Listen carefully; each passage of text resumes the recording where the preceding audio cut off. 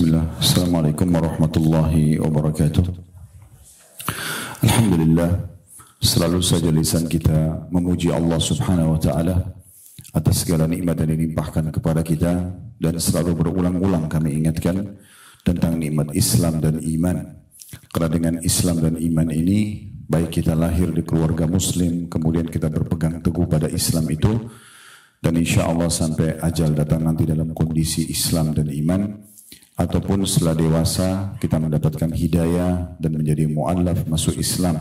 Baik Bapak Ibu sekalian, di awal pertemuan kita ini kita kembali mengingatkan kalau kita sedang membedah buku kecil yang ditulis oleh Amir bin Muhammad Al-Mudhari dan diberikan judul 31 Tuntunan Hidup Berkah dan Panjang Umur ala Rasulullah SAW.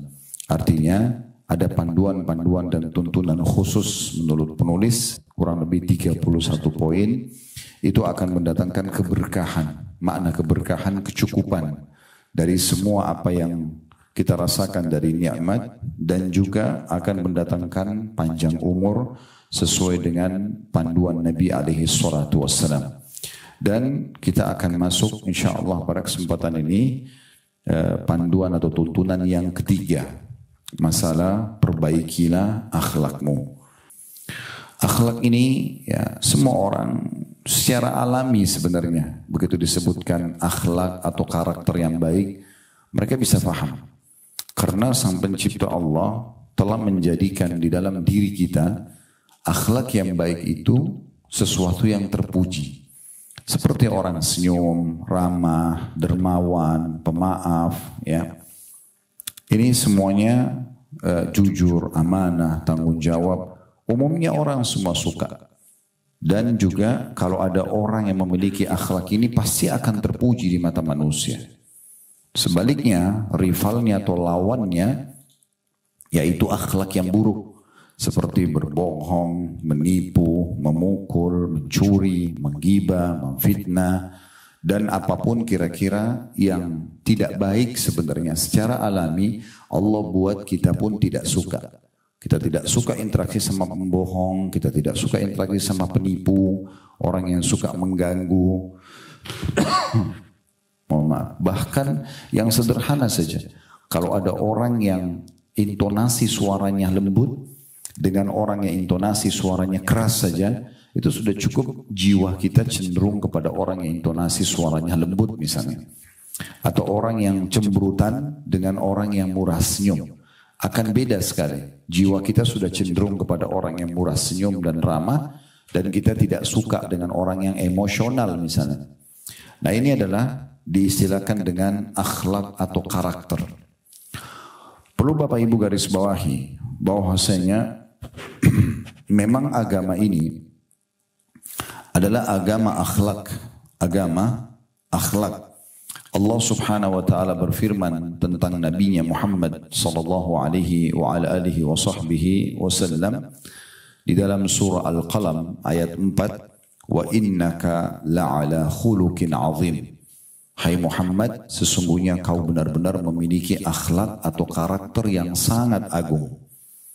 Jadi Allah subhanahu wa ta'ala memilih dari kalangan manusia para nabi-nabi ini karena salah satu sebabnya mereka memiliki akhlak yang baik, karakter yang baik. Jadi jujur, amanah, tanggung jawab, murah senyum, ya, memaafkan, kemudian jauh dari semua sifat buruk, pembohong, penggunjing, pemfitnah, memukul, ambil hak orang lain dan segala macam hal. Juga Nabi Muhammad sallallahu alaihi wa ala alihi wa sahbihi wasallam bersabda dalam sebuah hadis yang sahih, innama bu'ithtu liutammima makarimal akhlak. Sesungguhnya aku diutus, kata Nabi SAW kepada umat manusia ini justru untuk menyempurnakan akhlak-akhlak yang baik. Jadi memang agama ini adalah agama akhlak. Ciri khas seorang muslim dimanapun mereka berada, mereka akan selalu jujur, mereka akan selalu murah senyum, mereka akan selalu dermawan berbagi, mereka akan selalu pemaaf, karena itu bagian daripada perintah agama. Dan seorang muslim akan selalu jujur, akan selalu menjauhi sifat bohong, yang mengganggu orang lain, menyakiti orang lain, menipu dan segala macam, karena itu juga bagian daripada agama. Kalau ada seorang muslim, sosok muslim atau muslimah yang bertolak belakang dengan ini, berarti dia secara individu. Dia bukan membawa agamanya. Karena orang kalau membawa agama Islam pasti baik akhlaknya. Tidak mungkin tidak. Ya, karena memang ini bagian daripada agama kita. Banyak sekali contoh-contoh dalil berhubungan dengan masalah kalau akhlak yang baik itu bagian daripada Islam. Dan berisikan motivasi yang sangat besar agar setiap muslim dan muslimah dari kecil ditanamkan padanya atau orang tuanya menanamkan padanya akhlak-akhlak yang baik. Kita lihat misalnya di halaman 33 di situ ya, di poin ketiga penulis mengangkat dalil yang sangat menarik untuk dibahas setelah beliau menyebutkan poin nomor 3, perbaikilah akhlakmu.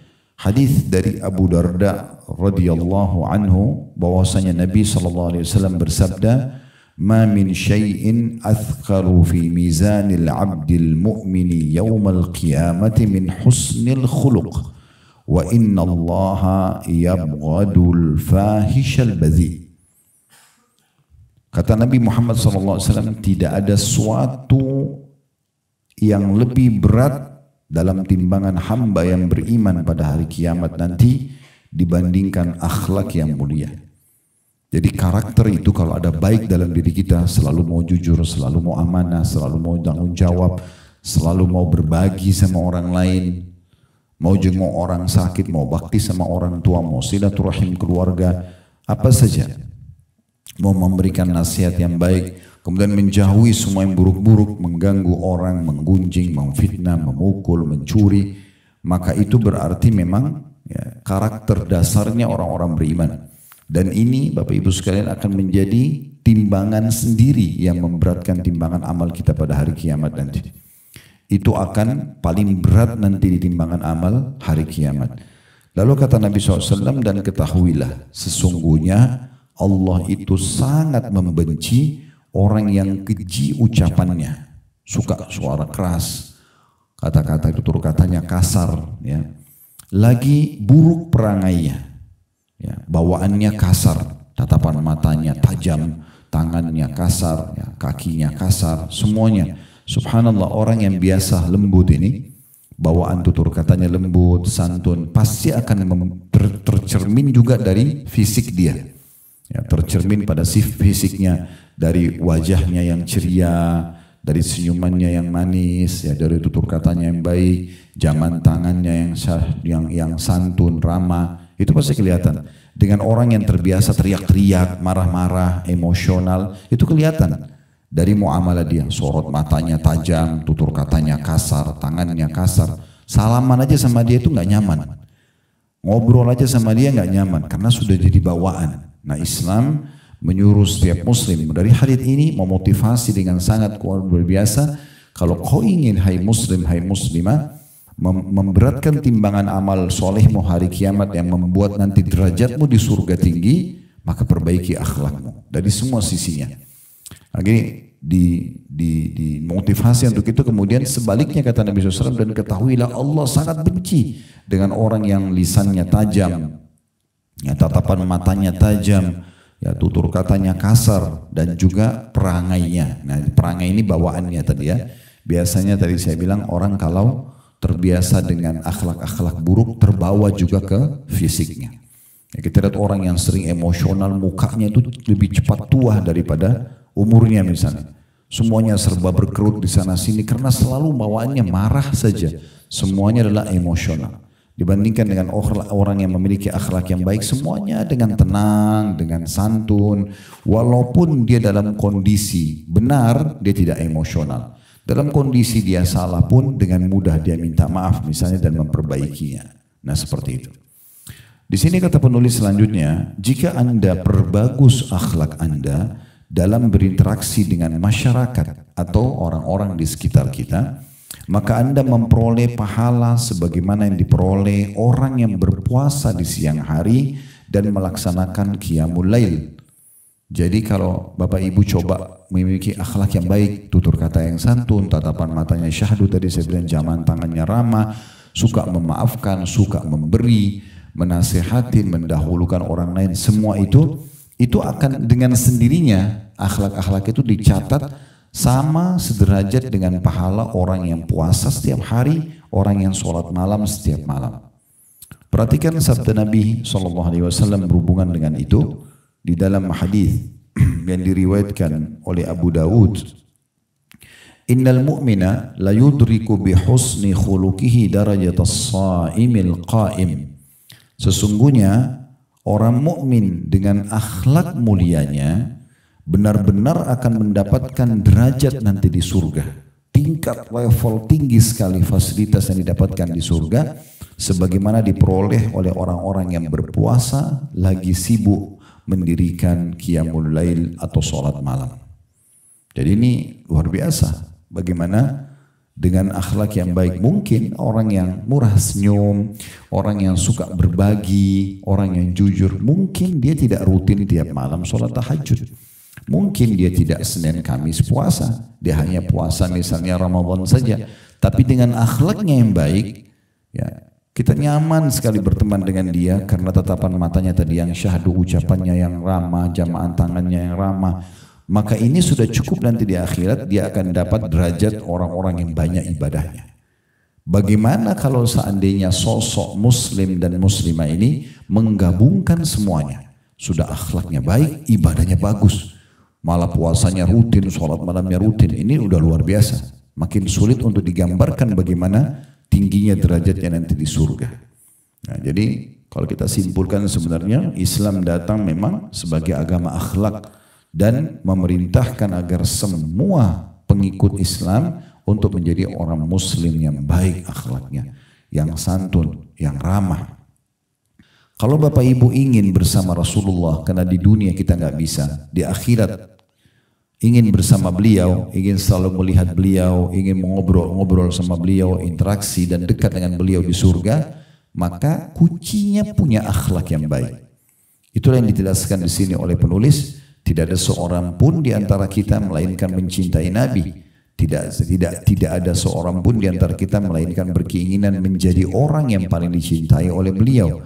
Tidak ada seorang pun di antara kita melainkan ingin menjadi orang yang paling dekat majelisnya dengan beliau pada hari kiamat nanti. Dan mengenai sarana untuk menuju hal itu agar kita dekat dengan Nabi SAW di akhirat, bertetangga dengan beliau, selalu ada di depan beliau, duduk majlis dengan beliau di akhirat nanti di surga adalah panduannya sabda Nabi SAW yang berbunyi inna min ahabbikum ilayya wa akrabikum minni majlisan yaumal qiyamati ahasinukum akhlaqa. Ketahuilah kata Nabi SAW, orang yang paling aku cintai di antara kalian dan yang paling dekat nanti majlisnya denganku pada hari kiamat ialah orang yang paling luhur akhlaknya di antara kalian. Berarti dengan akhlak yang baik, selain kita akan mendapatkan derajat yang tinggi di surga, kita juga akan bersama dengan Nabi SAW nanti bermajlis dengan beliau di surga sana. Ini luar biasa, ya. Suatu kelebihan yang luar biasa. Baik, itu tadi apa yang ditulis oleh penulis. Sekarang kita lebih panjang lebar masuk penjelasan tentang masalah akhlak, ya. Di antaranya hadis Nabi SAW dengan sanad hasan. Kalau tadi hadis-hadis yang kita baca di buku, kalau Bapak Ibu mau kembali ke perawi atau siapa yang meriwayatkan hadis, semua ada footnote-nya, ya. Ada angka kecil di sebelah hadis, di bawah ada ditulis hadis riwayat siapa. HR berarti hadis riwayat, di sebelah yang disebutkan Tirmidzi, Abu Dawud, Ibnu Majah dan seterusnya. Nah, sekarang yang saya sampaikan ini adalah tambahannya. Ada sebuah hadis diriwayatkan Abu Dawud dan Ibnu Majah dan hadis ini hasan. Kata Nabi SAW, akmalul mu'minina imana ahsanuhum khuluqa.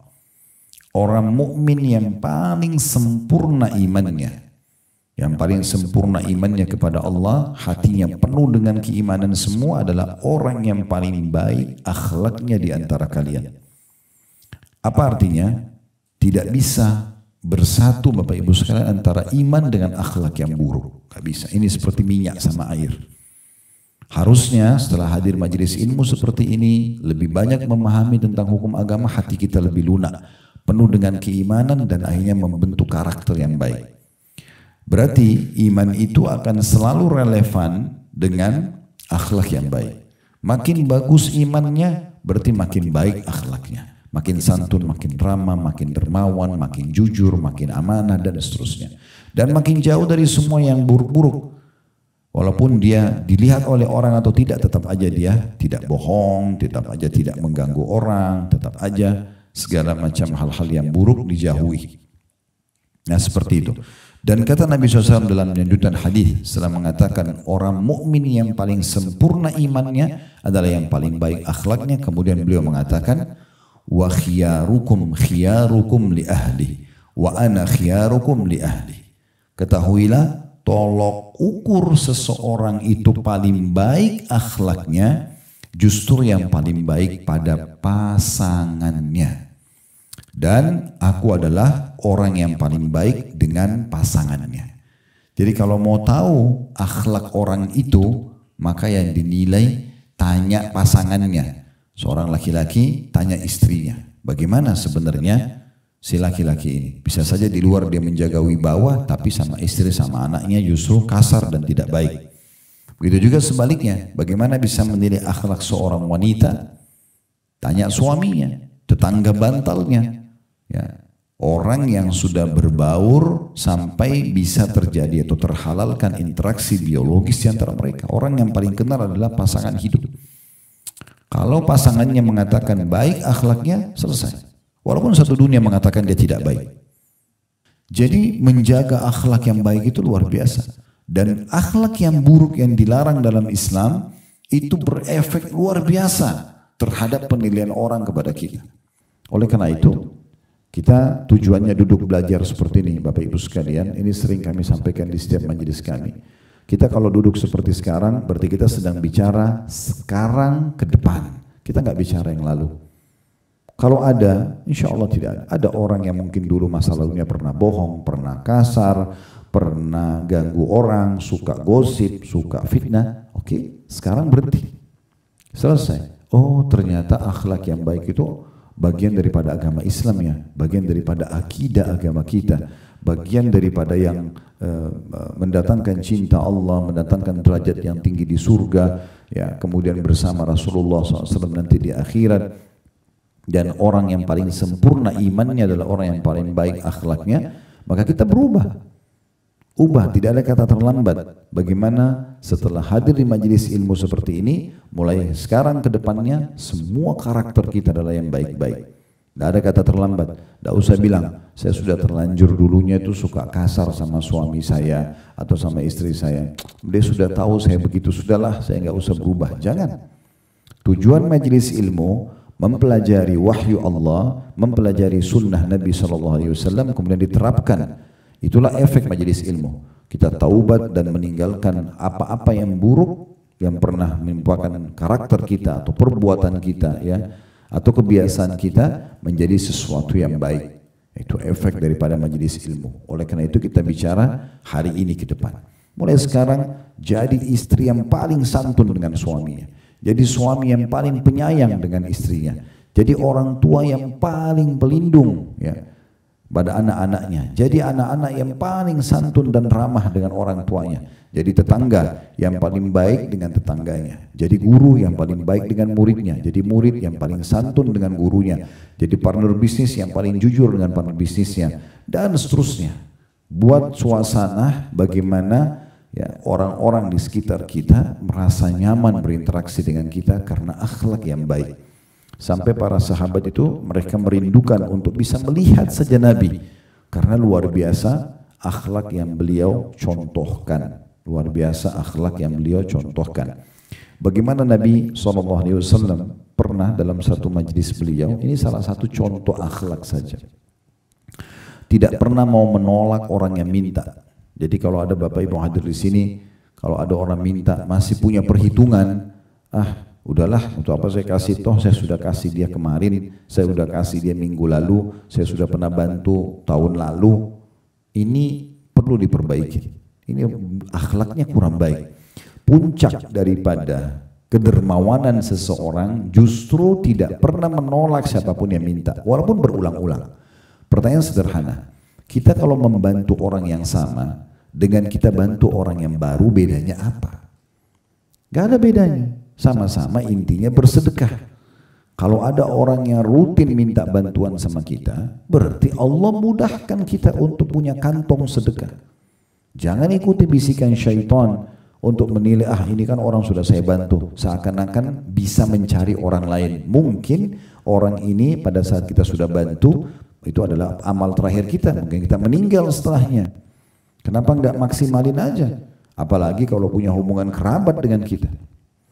Seringkali Allah subhanahu wa ta'ala datangkan ujian di saat kita punya hajat yang kita sampaikan kepada Allah. Justru dengan datangnya ujian-ujian seperti ini, kita minta disembuhin penyakit, kita minta dimudahin urusan misalnya sama Allah, maka Allah datangkan ada satu kerabat yang minta bantuan. Kalau kita bantu ini, yang sana selesai. Tapi kadang-kadang kita malah dibisikin oleh syaitan, ini orang gak tahu diri, saya udah susah malah minta bantuan. Saya lagi butuh ini, malah dia minta bantuan. Loh, justru ini kuncinya. Kalau orang berbagi di sini, maka yang sana akan goal dan selesai. Sebenarnya begitu. Makanya Nabi SAW contohkan, Bapak Ibu sekalian, salah satu contoh akhlak yang baik, beliau tidak pernah menolak orang lain yang minta, sehingga tidak ada celah orang menilai negatif kepada beliau.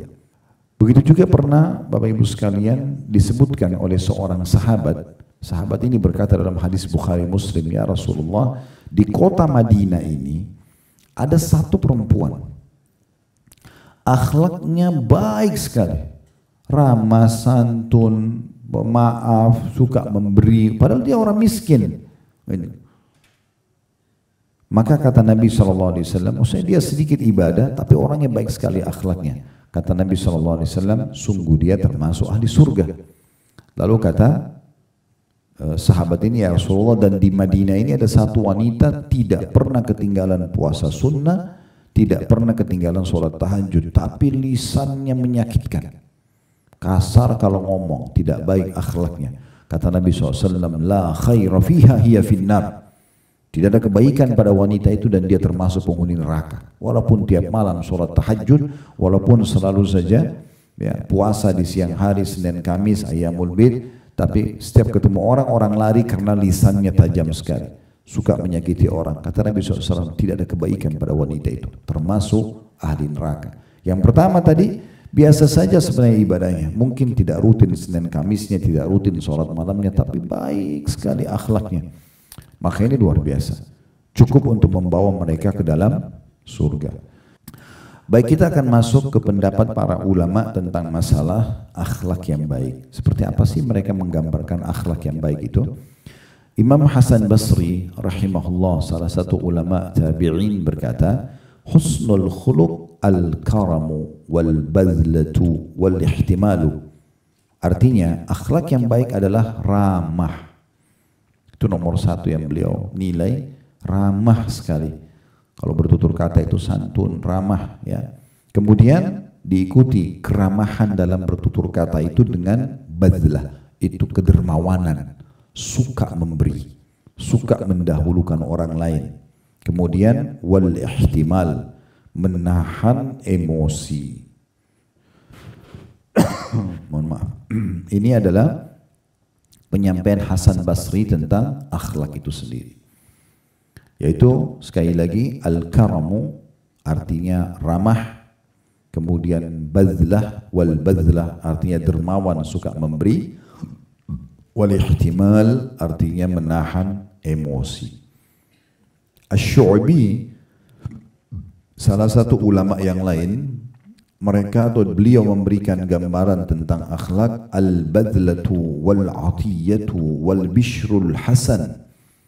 Wa kana asy-Syu'bi kadzalik.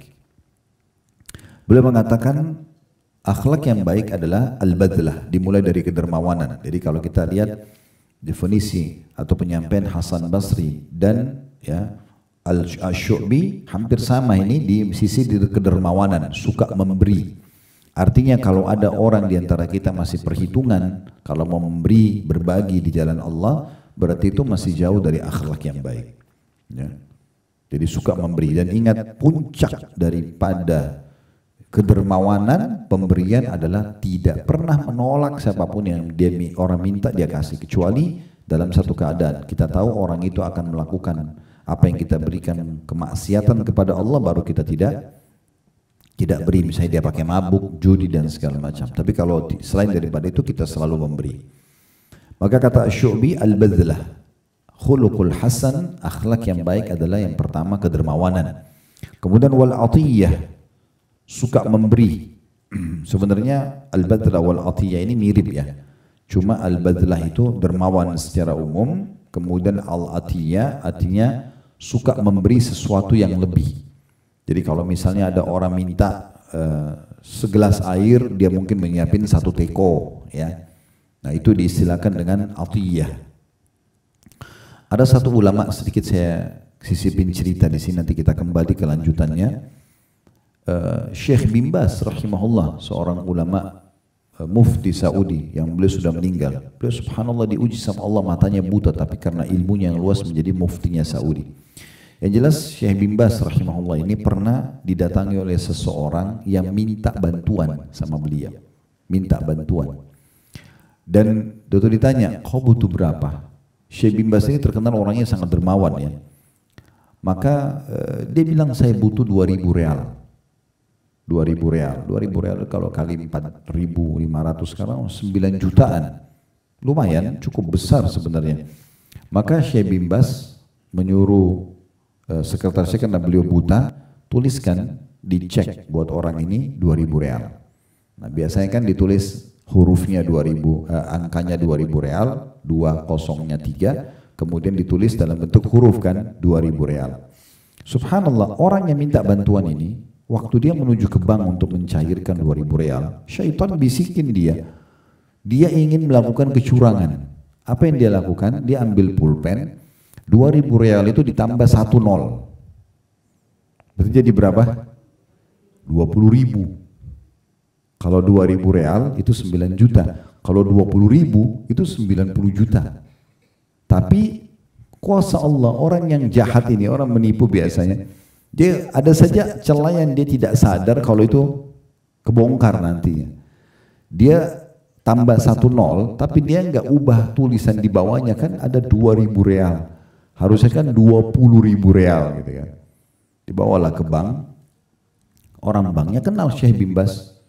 Karena ini mufti Saudi, ulama besar. Kalau kita seperti ketua MUI-nya, ya. Kemudian kepala banknya telepon kepada Syekh bin Baz, Syekh ada kejadian begini. Apakah Anda benar mengirim cek dengan angka 2.000 atau 20.000? Kata Syekhnya 2.000.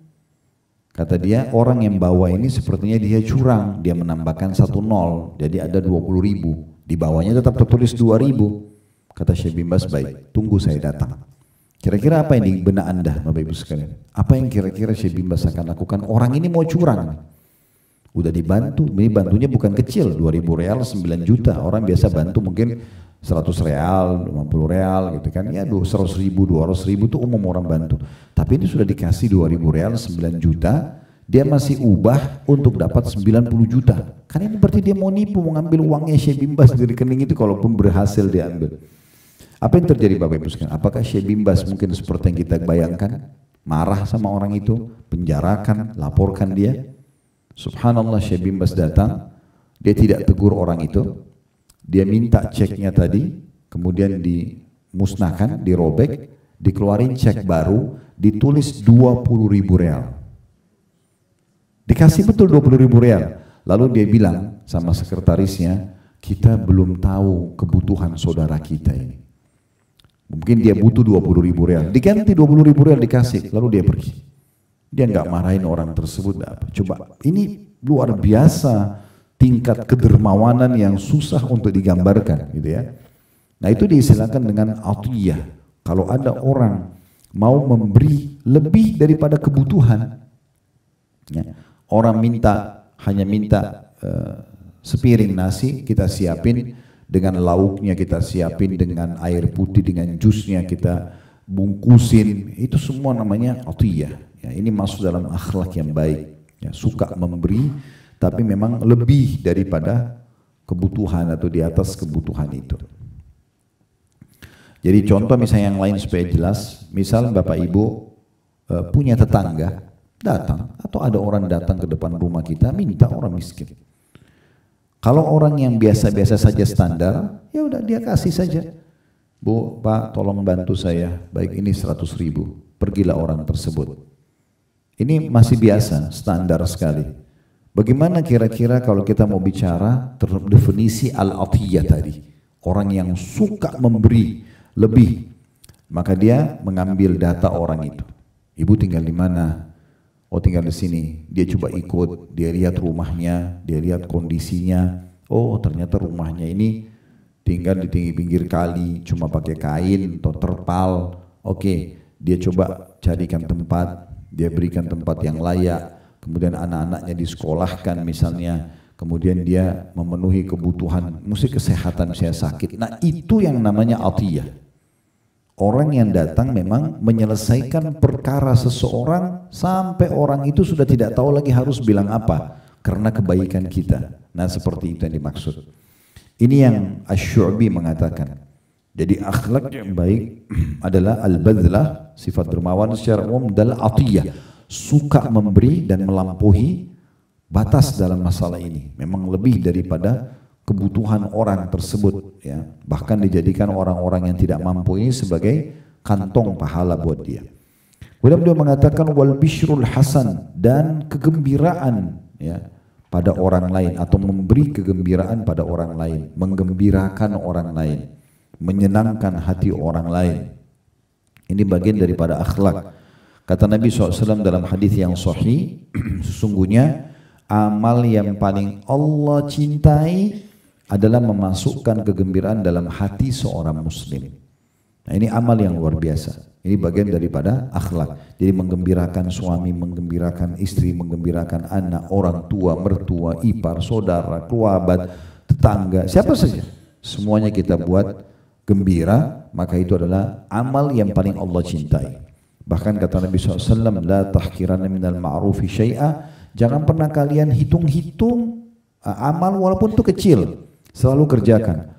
Walau antalqa akhaka biwajhin talq, walaupun engkau bertemu dengan saudaramu dalam kondisi wajahmu senyum atau ceria. Ini termasuk bagian daripada akhlak. Kemudian yang menukil kisah ini mengatakan, dan ketahuilah Asy-Syu'bi yang menjelaskan tentang akhlak tadi, beliau begitu orangnya. Dermawan, suka memberi dan memenuhi kebutuhan apapun yang minta tolong, dan suka memasukkan kegembiraan dalam hati seseorang. Selanjutnya Abdullah bin Mubarak, kita sudah jelaskan perkataan Hasan Basri, kita sudah jelaskan perkataan Asy-Syu'bi, sekarang kita masuk perkataan Abdullah bin Mubarak rahimahullah.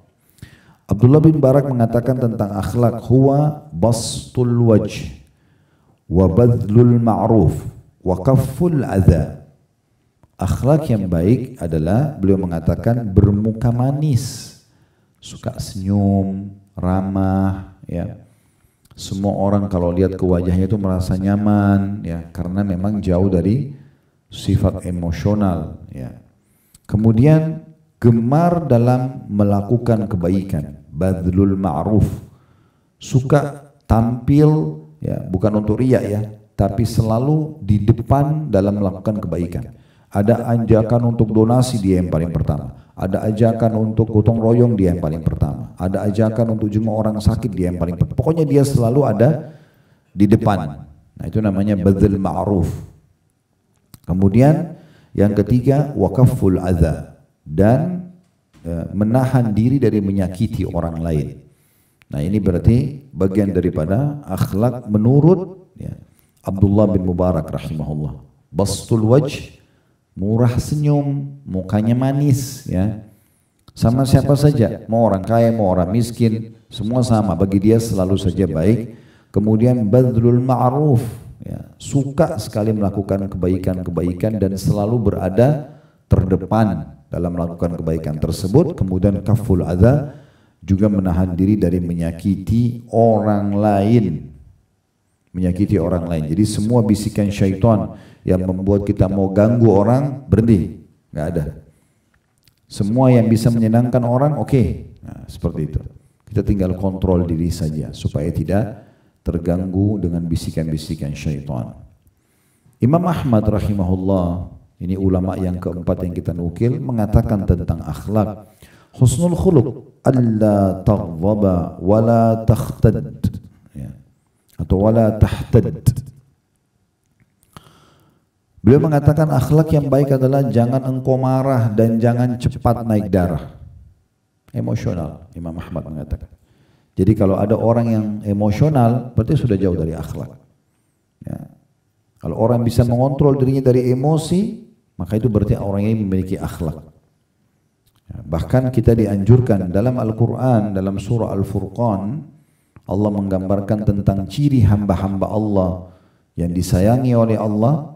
Ibadur Rahman adalah wa idza khatabahumul jahiluna qalu salama. Mereka kalau diajak ngomong, diajak bertengkar dengan orang bodoh, mereka mengatakan salam. Ya udah terserah kamu aja. Kalau sudah ada yang ajak bertengkar, tinggalin aja. Gak usah layani. Ya, kalau orang mau bicara baik-baik, oke kita layani. Nah seperti itu. Jadi beliau mengatakan akhlak itu, Imam Ahmad mengatakan tolok ukur sederhananya adalah engkau tidak emosional, tidak cepat naik darah. Ya. Tahtad itu naik darah. Kemudian beliau mengatakan juga husnul khuluq an tahtamila ma yakunu minan nas. Dan termasuk akhlak yang baik adalah kamu bisa menahan amarah di hadapan orang. Jadi Imam Ahmad sebenarnya berkisar di masalah emosional. Karena emosi ini memang Bapak Ibu sekalian merusak semuanya. Raut wajah kita jadi berubah. Tutur kata kita jadi kasar, mata kita jadi melotot. Sikap kita semua jadi tidak teratur, tidak ada manajemennya. Orang emosi itu tidak ada lagi manajemen dalam semua hal. Ya, tidak bisa termanage sudah lisannya, matanya, tangannya, kakinya, udah nggak bisa lagi terkontrol. Idenya semuanya buyar. Makanya Nabi SAW mengatakan, la taghdab walakal jannah. Jangan kau emosional, pasti kau akan masuk surga. Itu kata Nabi SAW. Ringkasnya begitu. Udah baik-baik aja. Orang mau emosi terserah, kita nggak usah ikut emosi. Ya. Apakah berarti orang tidak boleh marah Ustaz? Boleh. Nabi SAW marah kalau ada orang melanggar hukum Allah. Raut wajah beliau berubah. Tapi dalam keseharian, enggak. Kalau hanya kena masalah teknis-teknis saja, enggak usah emosional. Sampai pernah ada sahabat mengatakan, ya Rasulullah, berapa kali kami harus maafkan pegawai kami? Kata Nabi SAW, maafkan walaupun sampai 70 kali. Selama dia mau memperbaiki, dan itu adalah bukan masalah pelanggaran agama yang fatal, kenapa tidak?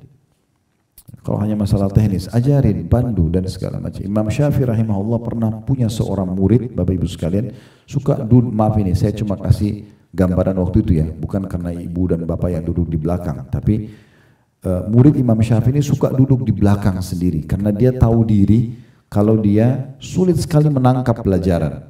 Imam Syafi'i tahu itu, Imam Syafi'i jelasin materinya, udah selesai. Imam Syafi'i datangin dia setelah bubar semuanya lalu menjelaskan kembali semua ceramahnya. Orang itu mengatakan, wahai imam, tidak usah anda lakukan ini, memang saya begini orangnya lamban fahamnya. Kata Imam Syafi'i, tidak, saya akan mengajarkan kepadamu sampai kau faham. Coba bayangkan. Bagaimana luar biasa akhlaknya Imam Syafi'i rahimahullah, gitu kan? Kalau sebagian orang apalagi pikirannya hanya duit saja dalam mengajar, ya orang faham nggak faham terserah. Kan Bapak Ibu kita pernah sekolah sama-sama, kita bisa lihat ada guru yang peduli dengan semua muridnya supaya dapat ilmu, dengan ada yang cuma datang yang penting dia terima gaji, orang faham nggak faham terserah, gitu kan? Maka Imam Syafi'i rahimahullah menunjukkan kepada kita bagaimana akhlak seorang guru yang baik. Dia datang ke muridnya, dia jelasin dengan tuntas semuanya, kemudian baru dia dia sampai muridnya itu memahami apa yang dia harusnya fahami. Nah seperti itu. Jadi memang masalah emosi ini luar biasa. Ya. Makanya pernah ada anak muda datang mengatakan, ya Rasulullah, wasiatkan saya. Maksudnya supaya saya ini hidup enak, tentram, nggak punya masalah sama Allah, nggak punya masalah sama manusia. Kata Nabi SAW, la taghdab, jangan kau emosional. Orang itu bilang, apa lagi ya Rasulullah? La taghdab, 2 kali. Jangan kau emosional. Orang itu masih bilang, apalagi ya Rasulullah? Kata Nabi SAW, la taghdab, jangan kau emosional. Selesai. Udah hidupmu akan bahagia itu. Kapan kita bisa kontrol emosi? Makanya dalam hadis Bukhari yang lain kata Nabi SAW, laisa sur'atu bil ghadab. Bukan keperkasaan, kejantanan, ya kedewasaan dinilai dari emosionalnya seseorang, banting pintu, marah-marah segala macam. Walakinna sur'atu man malaka nafsahu indal ghadab.